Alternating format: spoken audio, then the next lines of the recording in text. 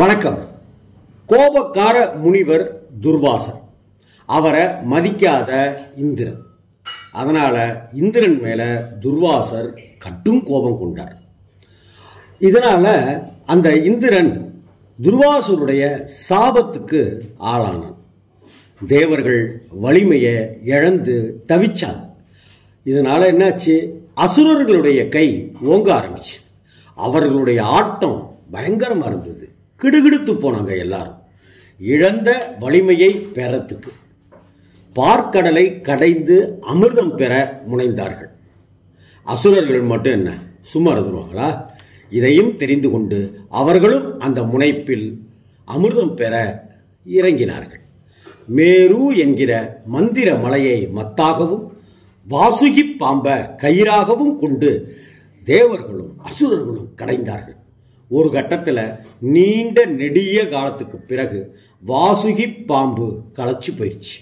அப்போ காலக்கூடம் அப்படிங்கிற விஷத்தை கக்குச்சு. அந்த வெம்மை அங்க இருந்தவங்களை பொசுக்கி போட்டுருச்சு. அவர்களை காக்கும் பொருட்டு அந்த விஷத்தை சிவபெருமான் உடனே அருந்திக் கொண்டார். அது தொண்டை பகுதியில் போய் நின்றுடுச்சு. விஷத்துக்கு நீலம்னு பெயர் இருக்கு. எனவே சிவனாருக்கு நீலகண்டன் அப்படின்னு ஒரு பெயர் அமைஞ்சுது. இதை அடுத்து உச்சைஸ்வரஸ் அப்படிங்கிற குதிரை பார்க்கடலிருந்து வெளியே வந்தது. அது மட்டுமா, பல பொருட்களும் அதோட வந்தது. அப்பதான் அமிர்தமும் கூட வந்துச்சு. இதை அடைவதற்குத்தான் தேவர்களும் அசுரர்களும் கடும் சண்டை போட்டாங்க. அப்போ தேவர்களுக்கு பலம் சேர்க்க நினைச்சார் மகாவிஷ்ணு. மோகினி அவதாரம் எடுத்தார். அசுரர்களை தன்னுடைய அழகால மயக்கினார், விரட்டி அடிச்சார். தேவர்களுக்கே அமிர்தம் கிடைச்சது. தேவர்களும் முனிவர்களும் நிம்மதி பெருமூச்சு விட்டாங்க. இவற்றுக்கெல்லாம் காரணம் அந்த மோகினி. அந்த மோகினி அவதாரம் எடுத்த மகாவிஷ்ணு. மோகினி அவதார தொடர்பு கொண்ட தலங்கள் நம்ம தமிழகத்தில் ரொம்ப ரொம்ப குறைவு தான். அப்படி தொடர்பு கொண்ட திருத்தலம் தான் மதுரைக்கு பக்கத்தில் இருக்கு. அந்த ஊருக்கு பேர் திருமோகூர். மதுரையிலிருந்து மேலூர் போற வழியில இருக்கு ஒத்தக்கடை. இங்கிருந்து கிளை பிரிஞ்சு செல்லும் சாலையில ஒரு 3 கிலோமீட்டர் போனா திருமோகூர் காளமேக பெருமாள் கோயிலை அடையலாம். ஆமா, பெருமாளுடைய திருநாமம் காளமேக பெருமாள். மங்களாசாசனம் செய்யப்பட்ட கோவில் இது. தாயாருடைய திருநாமம் மோகனவள்ளி தாயார். அழகு ததும்ப அமர்ந்திருக்கிற கோலத்துல காட்சி தருகிறாள் மோகனவள்ளி தாயார்.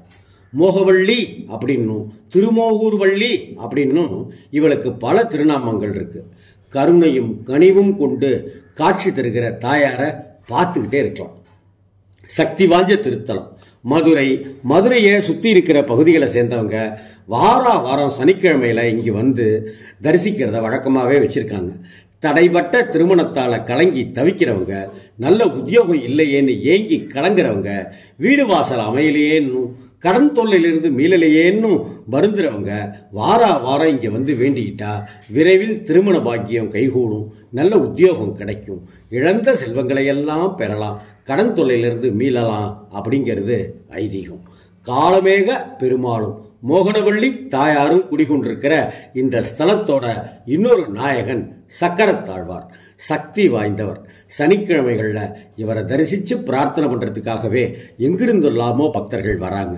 கிரக தோஷங்களை நீக்குவதற்கு காத்து கொண்டிருக்கிறார் சக்கரத்தாழ்வார். வாழ்வில் நல்ல நல்ல திருப்பங்கள் தருகிற திருமோகூர் திருத்தலத்துக்கு ஒரு முறை சென்று தரிசித்து பாருங்கள். வாழ்வில் வளம் பெறுவீர்கள்.